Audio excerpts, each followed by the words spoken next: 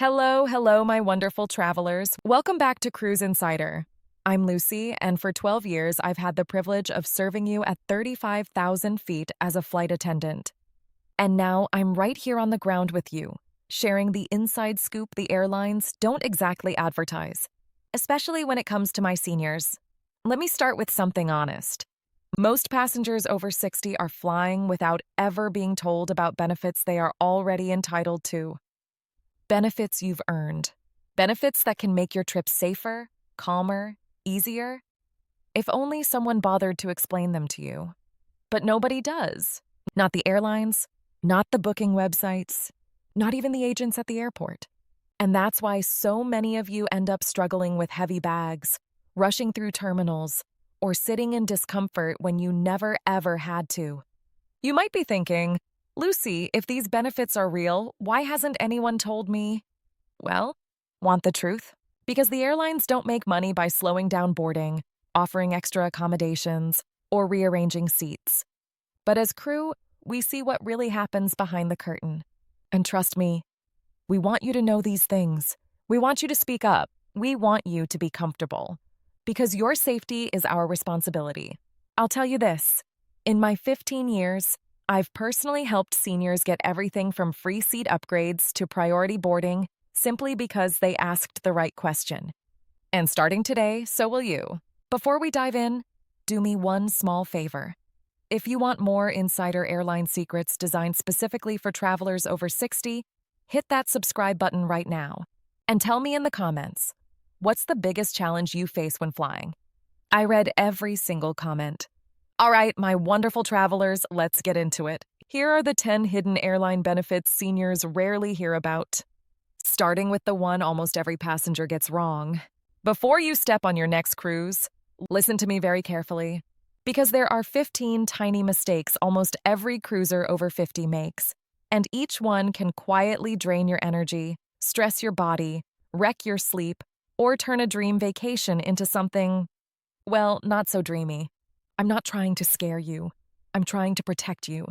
I've watched thousands of travelers make these same mistakes, and the truth is, most of them don't even realize what they're doing wrong. But you will, because by the end of this video, you'll know how to cruise smoother, stronger, healthier, and honestly, happier than ever. Phase 1, Introduction to 38-115. Welcome back to Cruise Insider. I'm Sophia, your go-to friend, guide, and sometimes the voice of reason when it comes to cruising smart after 50. I spent years around medical professionals, cruise planners, guest experience teams, and veteran travelers. And I've learned one thing. Your age isn't the problem. Your preparation is the secret. And today, I'm giving you the same insider tips I give my own friends and family before their trips. Phase 1. The Promise. 1.15 to 1 to 40. In the next few minutes, I'm going to walk you through 15 essential cruise mistakes that can affect your comfort, mobility, hydration, circulation, energy, sleep, and overall enjoyment on board. Some of these are simple, some are surprising, and a few might actually change the way you travel forever. Ready? Let's start with number 1. Tip 1. Don't start your cruise dehydrated. Most travelers don't realize this, but your body is already slightly dehydrated from the moment you wake up, and flying, driving long hours, or even rushing to get to the port only makes it worse. When you board a cruise dehydrated, everything feels heavier. Your joints ache, you get headaches, you feel exhausted, and your balance is slightly off. And the worst part? Most people think they just need a drink of water. No, hydration is a 24-hour process.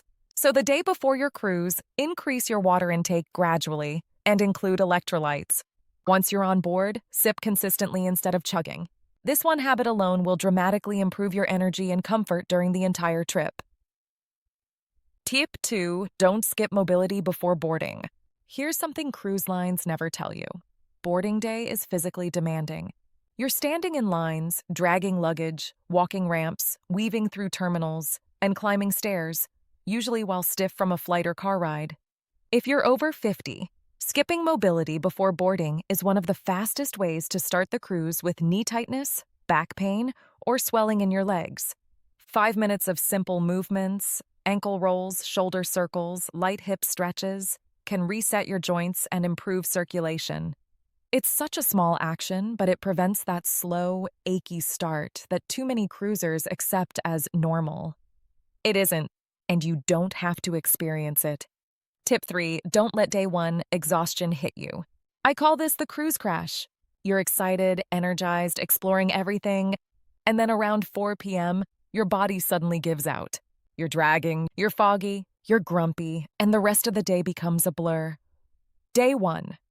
Exhaustion happens because your body is coming out of travel mode. Adrenaline drops, cortisol shifts, and your internal rhythm gets thrown off. The fix? Slow your pace during those first hours. Explore, but don't overcommit. Drink water, eat something balanced, and save the high-energy activities for day 2. Starting strong doesn't mean sprinting, it means pacing. Tip 4, don't rely on ship water for hydration. Yes, cruise ship water is safe. Yes, it's filtered. But here's the truth most people don't know. Ship water is low in minerals your body needs for proper hydration. That means you can drink and drink and drink and still feel dry, tired, and thirsty. Over 50, this hits harder. Your body loses minerals faster and absorbs them slower. So bring electrolyte packets or mineral drops. 1 a day is usually enough. It helps regulate your energy, your digestion, your sleep, and even your circulation, especially on hot sailing days. It's such an easy upgrade, and you'll feel the difference by day 2. Tip 5, don't eat heavy meals on boarding day. Embarkation day meals can sabotage the rest of your trip without you realizing it. The buffets are huge, the options look amazing, and the excitement makes you want to try everything. But your digestive system is already stressed from travel, and when you overload it with greasy, heavy, salty foods, your body responds with bloating, fatigue, and water retention. Instead, start light. Lean proteins, vegetables, fruit, broth-based soups, simple carbs. You'll feel cleaner, steadier, and way more energized. And yes, save the big, indulgent meals for later when your body is settled. They'll taste even better. Tip 6. Don't assume the ship is easy walking. This is one of the biggest surprises for cruisers over 50. Ships look compact in photos, but in reality, they're floating cities, long corridors, multiple decks, stairs, ramps, and sometimes a quarter-mile walk from one end to the other. And that's before you factor in motion, crowds, or slippery pool decks. If your legs or hips stiffen easily, or if you deal with swelling, don't try to power through. Build in short rest breaks, use elevators when needed, and wear proper walking shoes on day 1. Conserving your energy isn't weakness, it's strategy. You want to enjoy the activities, not arrive already worn out. Tip 7. Don't ignore early signs of foot swelling. Swelling on cruises is extremely common, especially for guests over 50, but most people wait too long to address it. The earlier you respond, the faster it disappears. If your shoes feel tight, your ankles look puffy, or your feet feel heavy, don't brush it off. Elevate your legs for 10 minutes, drink electrolytes, walk lightly to stimulate circulation, and avoid salty foods for the rest of the day. If you let swelling build for 2 or 3 days, recovery becomes much harder. Listening to your body early is the difference between comfortable cruising and struggling through the week. Tip 8. Don't forget to step outside on sea days. It sounds simple, but you'd be shocked how many cruisers stay indoors all day. Eating, relaxing, watching shows, napping, wandering shops, without ever getting real sunlight or fresh air. And then they wonder why they feel sluggish, foggy, or irritable. Your body needs natural light to regulate your mood, energy, and sleep. Even 10 minutes outside resets your internal rhythm. Step onto a deck, breathe deeply, feel the breeze, look at the horizon. It grounds your body and calms your mind. Sea days become dramatically more enjoyable when you reconnect with the environment you're actually sailing on. Tip 9. Don't sit too long during shows or activities. Shows are wonderful, but long periods of sitting can stiffen your hips, tighten your lower back, and slow down circulation, especially in cooler theater rooms. Most people don't notice it until they stand up afterward and feel that uncomfortable heaviness. Instead, take control. Arrive a few minutes early so you can choose a seat with room to stretch your legs. Stand during intermissions. Roll your ankles, move your shoulders, breathe deeply. These tiny movements prevent the stiffness that steals your mobility later in the cruise. Comfort doesn't require big changes, it requires consistent, small ones. Tip 10. Don't overlook sleep on the first night. Most travelers think it's normal to sleep horribly on night 1, but there are real reasons behind it. New environment, different mattress, ship motion, excitement, unfamiliar sounds. Your brain stays half alert. The key is preparation. Keep the cabin cool, dim the lights early, avoid heavy meals and alcohol late, and take a short walk before bed to calm your nervous system. The better you sleep on night 1, the better your body handles the entire week. And yes, bring earplugs or a sleep mask. They're lifesavers. A rested cruiser is a happier cruiser, and night 1 sets the tone. Tip 11. Don't rely on the ship's temperature to stay comfortable. Every cruise ship has one universal truth. The temperature is unpredictable. One hallway feels warm, the next is freezing. The theater is chilly, but the buffet is humid. And for guests over 50, these rapid changes can trigger headaches, joint stiffness, or sudden fatigue. Don't depend on the ship to keep you comfortable. Take control of your own environment. Carry a light layer, like a thin cardigan or packable jacket. Avoid sitting directly under air vents. And if your cabin feels too cold or warm, adjust it early. A stable body temperature equals steady energy. And that means you enjoy more of your cruise. Tip 12. Don't wait until you're dehydrated to drink water. Most cruisers don't realize how quickly dehydration sets in at sea. The salt air, sun exposure, and constant air conditioning pull moisture out of your body faster than you notice. By the time you feel thirsty, you're already behind. And for travelers over 50, even mild dehydration can cause dizziness, swelling, headaches, and sudden fatigue that ruins a full day. Sip consistently, not reactively. Bring a refillable bottle. Add electrolytes if you're out in the sun or walking a lot. You don't need to chug water. You just need steady intake. Your body will feel lighter, clearer, and more energized. Tip 13.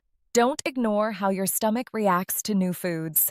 The cruise buffet is exciting, but mixing rich foods, sauces, desserts, and unfamiliar ingredients can overwhelm your stomach, especially after 50. Many travelers don't realize they're overloading their digestive system until discomfort hits. Instead, treat the first 2 days as a reset period. Start with simple meals, introduce new foods slowly, and avoid piling your plate just because it's included. Listen to your stomach's early signals. Choosing moderation on days 1 to 2 protects your digestion for the rest of the cruise, prevents bloating and sluggishness, and keeps your energy high for excursions. Tip 14. Don't assume your medications will be easily replaced. This is one of the most important tips for cruisers over 50. If you forget a medication, lose it, or run out, replacing it on board is extremely difficult, and sometimes impossible. Even simple medications may not be stocked, and the medical center is not a full pharmacy. Bring more than you need, divide them into 2 separate bags, and always keep essentials in your carry-on, never in your checked luggage. A small mistake can turn into a big problem at sea. When it comes to medications, redundancy is not overreacting. It's smart cruising. Tip 15. Don't wait until the last day to check your onboard account. This is the most common end-of-cruise stress trigger. People wait until the final night, open their account, and suddenly see charges they didn't recognize. Beverage items, spa fees, Wi-Fi packages, gratuities, or excursion totals that weren't clear earlier. Avoid the last day panic. Check your account on day 2, again midweek, and again before the final night. Small errors are easy to correct when they're caught early. And when your bill doesn't turn into a surprise, you end your cruise relaxed, not stressed. A smooth checkout is part of a smooth vacation. All right, my wonderful travelers, let's do a quick little recap of everything we covered today. We talked about the 15 things you should never do on a cruise after 50. From putting your luggage outside too early, to skipping your muster drill, to ignoring hydration, medications, and cabin comfort. These aren't small details. They're the kinds of choices that protect your health, your safety, your energy, and your entire vacation experience. And now you know how to avoid every single one of them. But before I let you go, here is one final bonus insider tip. And trust me, this one matters. Never wait until the last minute to book your disembarkation transportation. The biggest stress I see at the end of every cruise is guests scrambling to find a taxi or shuttle. Book your ride before your cruise even begins. It removes 100% of the anxiety on the last morning, and you'll walk off that ship feeling calm, confident, and completely in control. And remember, you deserve smooth travel. You deserve safety, comfort, and peace of mind. Your cruise should feel effortless, not overwhelming. You've earned that. Now I want to hear from you. Which one of these 15 tips surprised you the most? Or is there something you learned the hard way that you want other travelers to avoid? Tell me down in the comments. I read every single one, and I build my next videos around your experiences. If you found this guide helpful, please share it with a fellow traveler over 50 who deserves an easier, safer cruise. And of course, don't forget to subscribe and tap the bell so you never miss another insider secret from me. Thank you so much for sailing with me today. I'm Sophia, this is Cruise Insider, and I'll see you in the next video. Travel safe, my friends.